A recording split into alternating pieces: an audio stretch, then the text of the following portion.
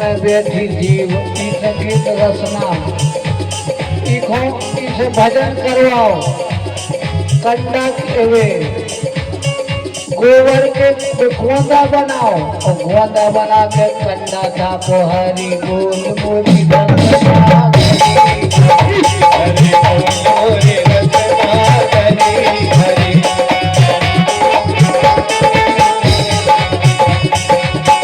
नारद की वीणा से निकला नारद के वीणा से निकला एक मंत्र जपो हरि हरि हरि बोल मोरे रसना हरि हरि हरि बोल मोरे रसना हरि हरि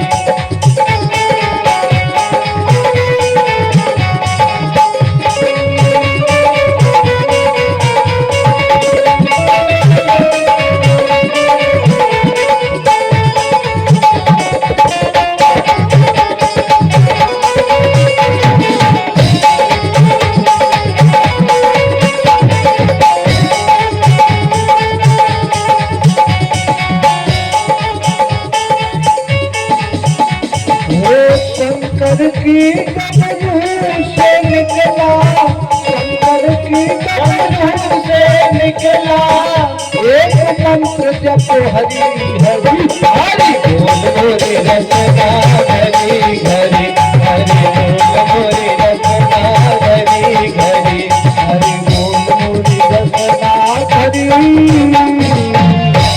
हरि बोलो राजा रामचंद्र भगवान की। लाला राम नींद तो नहीं आ रही, हमें तुम्हारी चिंता ज्यादा है। पानी नहीं मिल रहा तुम्हारे खेत में ट्यूबवेल में पानी कड़न लगो उल्लू ने बनाओ जौन बना से कथा हो रही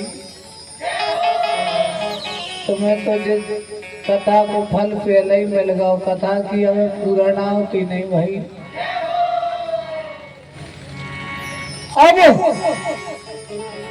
निषाद राज गोहे सारथी सुमंत जी गोहे सारथी फिर पहुंचाई प्रसाद चलनी नहीं जाई प्रसाद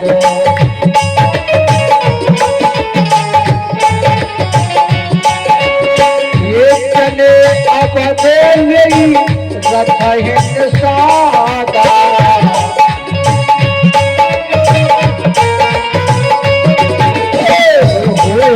छन है भगत प्रसादा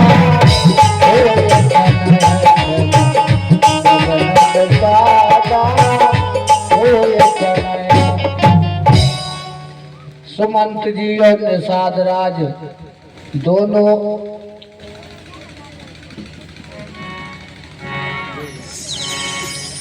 रथ लेकर अवध को चले सुमंत और दुख का वर्णन नहीं किया जा सकता।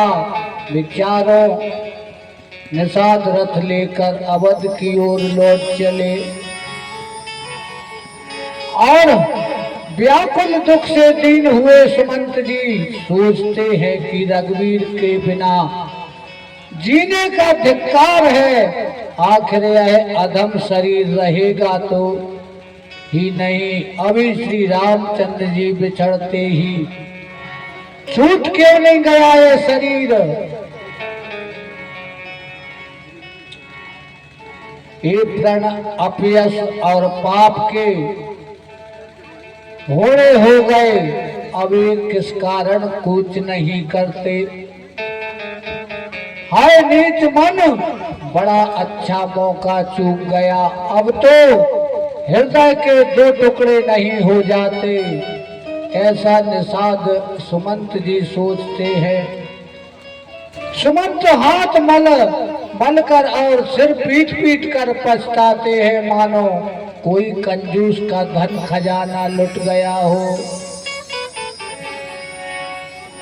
विप्र विवेकी वेद विधि सम्मत साधु सुजात जिम धोखे मत पान करो, वचन सोच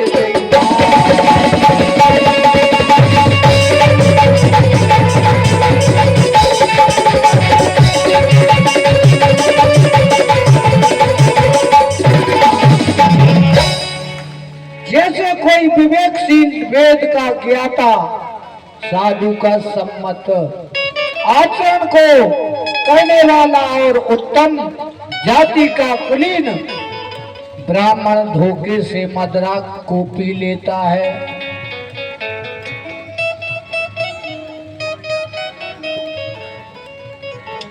और पीछे से पछताता है, उसी प्रकार मंत्री सुमंत्र सोच कर रहे हैं। धोखे से पी ले ब्राह्मण तो सबसे ज्यादा पी रहे। रामायण में लिखो के धोखे से पी ले।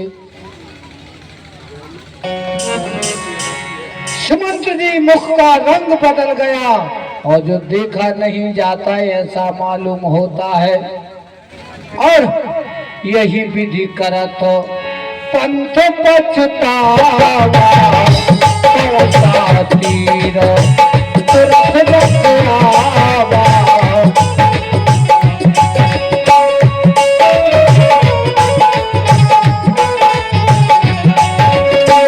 तुरंत बचावा तीर तुरंत बचावा। सुमंत जी इस प्रकार मार्ग में पछताव करते आ रहे हैं और तुरंत तमसा नदी के तट पर आ पहुंचे। मंत्री ने विनय करके चारों निषादों को विदा किया और विषाद से व्याकुल होते हुए सुमंत जी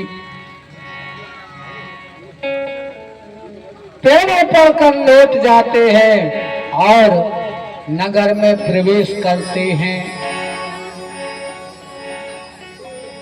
बैठो नगर सच सक चाही जन मारे सी गुरु बाभन गाई।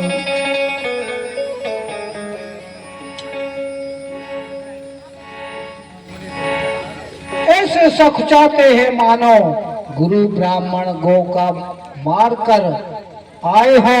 सारा दिन एक पेड़ के नीचे बैठकर बिताया। जब संध्या हुई तब मौका मिला और अबध प्रवेश कीने अंधियारे। अबध प्रवेश कीने अंधियारे।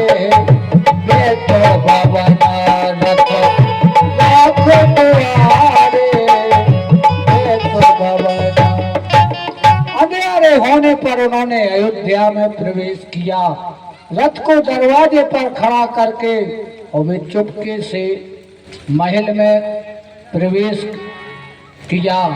जिन जिन लोगों ने यह समाचार पाया कि वो सभी रथ को देख को राजद्वार पर आए।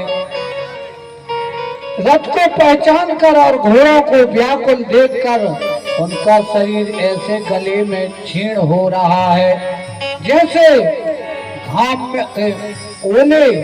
नगर के स्त्री पुरुष कैसे व्याकुल जैसे जल के घटने पर मछली व्याकुल होती है। लाइट आ गई। सच वो सच में आगमन सुनत सबो। विकल भय निवास भवन भयंकर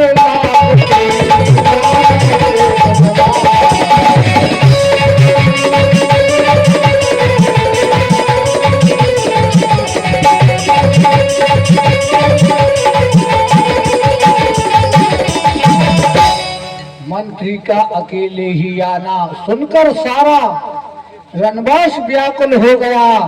राजमहल में उनको ऐसा भयानक लगा मानो प्रेतों का निवास स्थान शमशान हो गया। समय की बात है, कल अवध में बधाई बज रही थी, ब्याह हो रहा तो अब तुलसीदास जी लिख रहे शमशान की तरह हो गया।